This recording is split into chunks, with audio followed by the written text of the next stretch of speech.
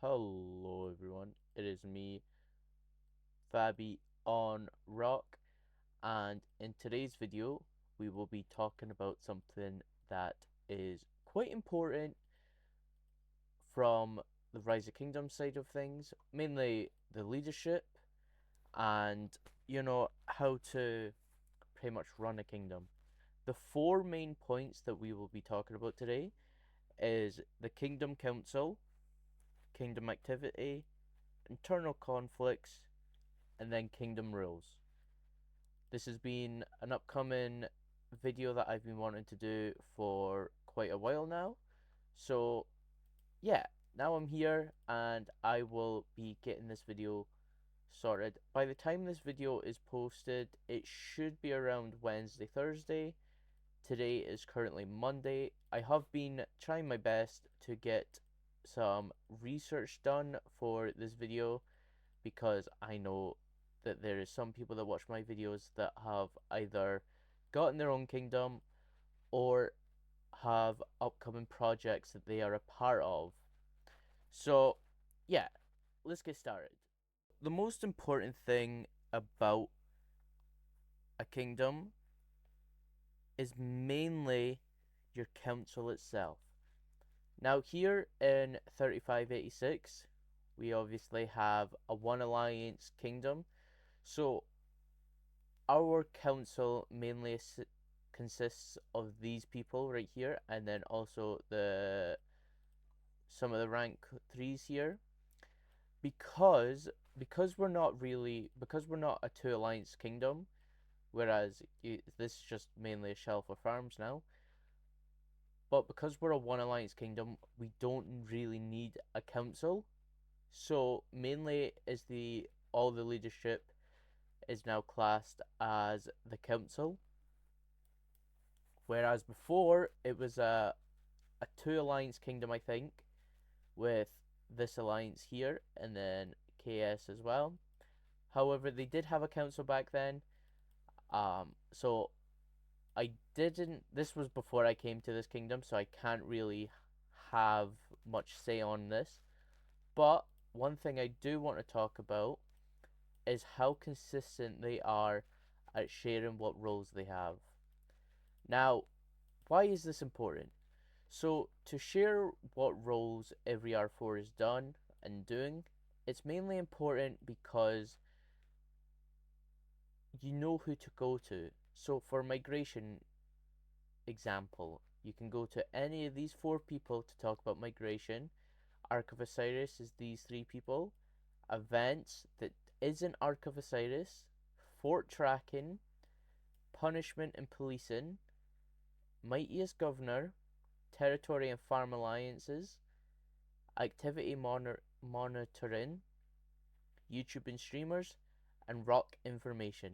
So they actually give advice with gear and commander pairing, which I find is amazing because without the correct information being given to you, you could be running quite terrible marches, and obviously we can't have that happening. So this is why it's good that we've got people here that give advice. Obviously there is more people in the alliance that is experienced. You can just tell based off most of these accounts and how many top players that you've seen in the kill points. So yeah, I think it's really good that they have the whole roles. I did favorite something else. Look, yeah, I favorited this. This is where they had their old roles and then they ended up changing them a little bit. So then they resent it back out. So this, well, to get onto the topic of the Kingdom Council, the availability. Now, what I've noticed with these officers and especially with Kuman himself, I've there has been some days where I've stayed up way past reset, which is you're talking like 4 or 5 in the morning for me, and yet they still have officers on. Although it may be 2 to 3, that's still at least some sort of leadership that's on that can help. Now, why is that good? Well, the reason why it's so good is because if you have issues, for example, say you had an issue with some sort of event, these two players may not be on. Whereas, say, for example, Kuman's on. Then, if these two people are off, then you can go to another officer and ask for advice. So, this is why availability, especially amongst the leadership, is what makes a kingdom so great. Now, you guys already saw in this mail that there is police in here. So, we did do a couple of rallies. This is. We did do rallies. I don't know if I do have the reports. I should. Yeah, so, as you can see here, we did attack this player because they were a rogue. They were pushing events when they weren't meant to be, so they got punished. And so far, they haven't been doing anything dodgy like that since. We did zero quite a few players before for not following rules. I think that should be somewhere down here. Possibly? Maybe? Yeah, I'm not too sure where they are. But we do zero players, although it does take a toll on our troop count. As you can see here, 10 million deads. But we can always train more. As you can see, I'm not training more troops now, only siege because I want to get a siege march up. But that's why enforcement is really good and needed for your kingdom. You need to show players that they need to sort of follow the regulations and rules that are within the alliance and kingdom itself. Because if you had rogue players, then that will just pretty much ruin your kingdom. Yes, it may be, it's just a few players, but those few players could still try and steal events like Mightiest Governor. Do we have any people that isn't us? No. So, well, look, this person, for example, 22nd, 17th. Although it's the start of the first Mightiest Governor stage, but even those couple of players are getting their ways into amongst the top ranks. And this is why you need to have good enforcement and accounts that are ready to zero other players that don't follow regulations. Now, I understand some of you guys may think that that is just being a dictator and that's a terrible way to continue. However, it's what is best for our kingdom. We give out rewards to those who have been contributing the most. As you can see here, they have all been given out to those that have contributed most to this kingdom. And that is why you need to have enforcements. Because without enforcements, for example, I could go push 10 million power, for example, and steal this mightiest governor, which is Archer.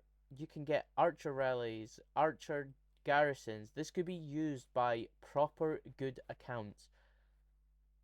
And that is the main reason we need people to be looking over it, enforcing it, and just overall zeroing those who can't follow the regulations that have been set in place. The next thing I do want to talk about within the whole Kingdom Council is splitting up the work. Now, I know some of you may think that you can handle it all, but it does get to a certain point where you can't physically handle this all on your own. If I'm honest, personally, I think I could probably do territory and events as my own, and that would be enough. If I was running all of these things, then it would be too much for me to keep up with. This is why you need to have trust in your other players that are amongst your leadership, including your king, to split up the work for them to do a good job. This is especially needed in a new kingdom. You need to have trust. It may not seem like the best idea at the time, but trust is one of the biggest things that you could give a person on Rise of Kingdoms. You also could plan backup plans if they were to, say, for example, what can I say for example the events, none of the events officers were on, then you could also have a backup player ready on hand to do the event. So this is why this is fully needed. This is why you need to split up the work.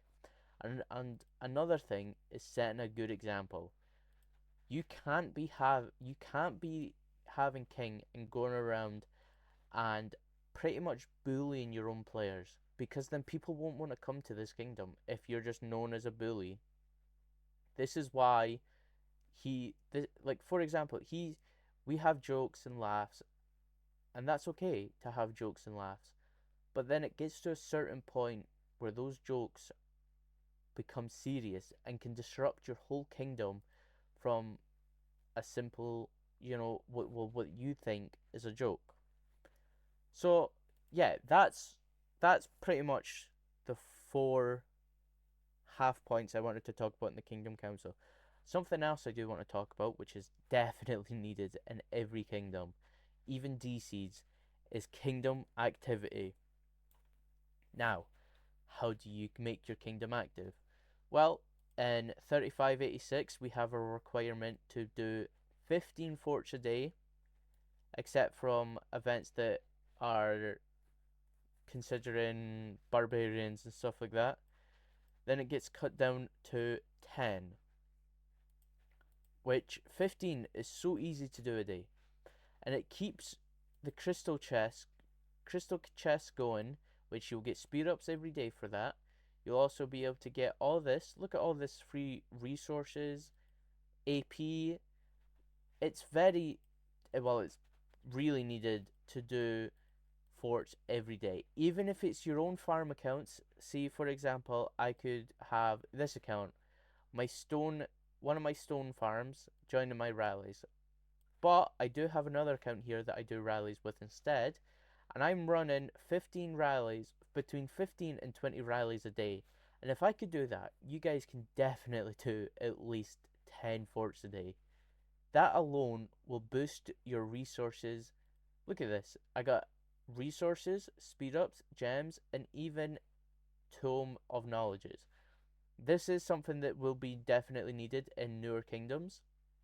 Not so much the resource packs and healing speeds, because you won't be doing much KVKs in new kingdoms. You won't be going crazy in them. It's mainly the XP you need, because you need to get yourself good commanders that are level 60, have full talent trees, and that alone gets you a bunch of kill points. Now, the other thing that pretty much collides with forts is the member activity. Now, I did mention about the availability on the leadership. However, we still need to look into members being active, because, as you can see, 12 forts. This is what we get every single day, 12 forts from members. Now, the peak that I've seen has been around 27 in a day. Yeah, that is constant forts going every day. We have at least above 10 rallies going. Now, you can see that a lot of these players are quite high powered. I think there's only like two players, four, yeah, four players. I think these are farms. Four players that are all below 50 million power. So these will be tier 5 players, and tier 5 is really expensive with both resources and speed ups. And that's why player activity is needed. It's needed for your accounts. I'm not much of a spender, and yet I don't have much resources, but I do have farms up. I have almost 200 days of speed ups, and that will be growing every single day because I am doing rallies. I'm getting resource chests, gems, resource packs. I'm getting everything I need to make myself good sets of gear, and just overall a good experience in KVK. Now, speaking of KVK, I want to move on to Kingdom Seeds. Now, how do you keep your Kingdom Seed? Well, as I mentioned before, I don't train any troops. and neither does anyone else in this kingdom. Nobody trains troops, maybe siege, but we don't do crazy amounts of training. We've been told before, look, mightiest governor point, 6 million max. And that's so we don't push power because we don't want to be an A seed. We have the activity for it, we have the players for it, but we want to remain a B seed. The best way to keep a B seed, which it coincides with your enforcement, you need to make sure your players are not pushing power. If your players are pushing power, then that's going to raise your kingdom power. What will happen is you will start to hit top KVKs, and this is like huge KVKs that your players may not be able to handle. I know I couldn't handle an AC KVK, although I'm in a B seed. I could not handle being against like top seeds. For example, 1093. If you're an A seed, you will be going against 1093. If you let's see, yeah, they're in off season. What other kingdoms can I do? 1029. This isn't an A seed, but this definitely fights like it's one. Being an A seed, you could go up against 1029. Please recruit me. But this is what like the kingdoms that I personally would not want to go up against. I've been against 1029 before. What other kingdoms? 1903 maybe? What kingdom's that? Yeah, that's lost. This is an A seed. Look at who they've got in their KVK. 1365, 1875, 2359, and 2728. Now, this is what is A seed KVK is like. You're getting insane players against you. These will be whale accounts going up against you. And this is what A seed does. Imagine you having your kingdom up in S tier or even Silver Imperium going up against all these kingdoms. You guys won't be able to handle it unless you have majority of your players big spenders, or they have put in a lot of their time into the game on farm accounts and getting speed ups and stuff like that. I know I definitely wouldn't be able to handle that, although I'm not like any other player though, because I do what needs to be done on my account and then I'm off. I only spend a few minutes on my farms, sending them out twice a day. They aren't out right now, actually. I probably should do that soon. But this is what I'm saying. You need to keep your kingdom seed low. So you will need to be quite big on the enforcement. Now, another thing, speaking with kingdom activity, is your player dedication. How do you keep your players dedicated? Well, if I scroll down here, I think it's one of these players, some of these players, I think it is, have sent out a mail about winning a prize for resources. And this is just fun games. Even doing bar forts and alliance mobilizations, you can get kingdom chests. You can, for events like these, you can offer so many different things just to keep your players motivated to keep playing. If your players are not motivated, then your kingdom activity will drop significantly. And that is not what you want. And another reason for player activity dropping is internal conflicts. Now, I spoke to a few of the R4s here. I think this is one. Or maybe it's not. Maybe it's this one? Yes. So, MB here, he took a break from the game because of his personal life. He doesn't have a job description when he comes back. As for how he became R4, the king and himself have been friends for more than 3 years. He has been doing immigration and the baller runs, which takes about 5 hours. See, as you can see here, the main thing here is he has known the king for 3 years. You guys will have players with you that you haven't known for that long.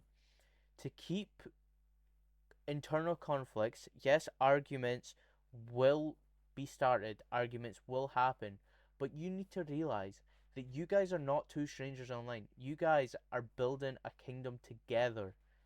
You need to realize that putting your differences aside for the game is the best way to go. And that's pretty much how you would prevent it. To handle it, there would be there would need to be some sort of middleman. A middleman to come in, talk to both sides of the parties and find a solution for that. And this is what these guys do here. I can't say too much because it is to do with internal talks as well. So I can't say too much. However, I can share my chats here. So it takes about 5 hours of his day, which 5 hours a day he's putting in just for immigration and the baller runs for the kingdom. Since so many migrants come in, I take care of them in my remaining time so that they do not feel like strangers in the kingdom. Now, this is a big thing. To not feel like a stranger in a kingdom is the best thing you could do for your migrants because they're coming to be a part of your family. So, doing this right here is one of the best things that you could possibly do. Now, after winning the first 4 KVKs, we lost in the 5th KVK, but our DKP, which is another thing you would want for your kingdom, score was the best score in our kingdom. The defeat caused us to make some changes. It wasn't difficult for us to send some farmer accounts and find new people. There are many more people who want to come, but we are very selective right now. We currently do not accept kill points below 15 billion for migration.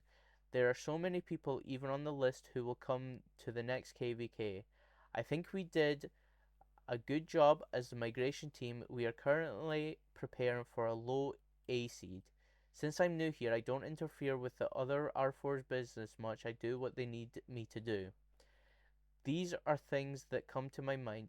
It would be better if you talk to the older R4s.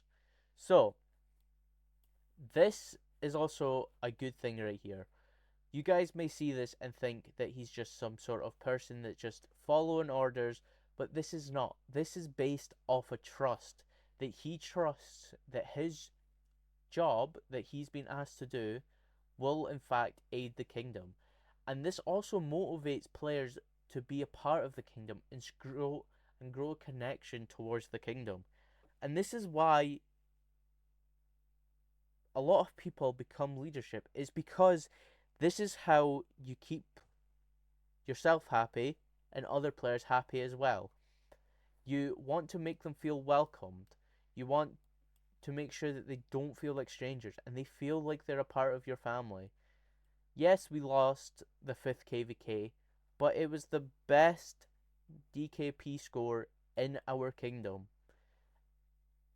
But even defeats, we can learn from it. Based off of this message right here, we made changes. We made a bunch of changes to send out accounts and to bring in more fighters. And even here, you can see that they're being really strict with migration because I only have 1 billion kill points. So this alone, you can see that they are actually being really, really strict, and yet they're still being so welcoming. We are preparing for a low A seed, as I said with the A seed. We are preparing for it. So, and he is also a new player here. He's a new player in this kingdom, and yet he's putting in so much effort for this kingdom. And this is how you really become a family on this game. Everyone puts in as much effort as they can, and you will start seeing good results. And this is the main thing that you need amongst this kingdom, especially one like 3586. There's tons of different players here, tons of them, many that I've never even seen before, and yet I still would consider them as my family on this game. And that's the best thing about this kingdom here is we trust each other. We are ready to fight with each other. I only know one person from my previous kingdom coming here, and this is Labubu. And even then, me and him are really good friends. We had a laugh, we were talking, and we ended up going to the same kingdom. We didn't plan it, but it still worked out. This is why you need to be in the family mindset, because you will eventually bump into other players that you already know from previous kingdoms. So that, yeah, this is why being a family is also one of the most important things. Now, another topic I want to move on to real quickly is kingdom rules. Now, this will stump a lot of people because of kingdom rules. Let me see if we have any somewhere. We should have them somewhere. Possibly not. What's this? No. Okay, so we possibly don't. So, oh no, here we go. Rules for. Okay. Nope, nope, nope. Okay, we'll just go into this. So, follow rules or leave the kingdom. As I said, this is to do with the policing as well. So, the training event will start at reset. Everyone is expected not to power up. So, just off of this is a rule to not power up during this event. And I may have powered up at this event. However, it was a whole misunderstanding. Um, but I did get punished for it.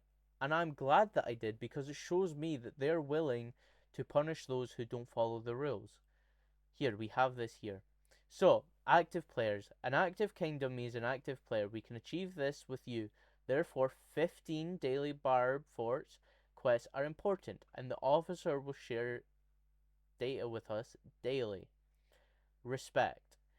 The kingdom is almost 500 days old, and we've always been like a family here. And this is order will never be allowed to be disrupted. If a player in your alliance has been rude to you, tell us. Don't fight, tell the administration. Also, if this continues, the penalties are very clear. The warning would be rank 1, which is the kick list.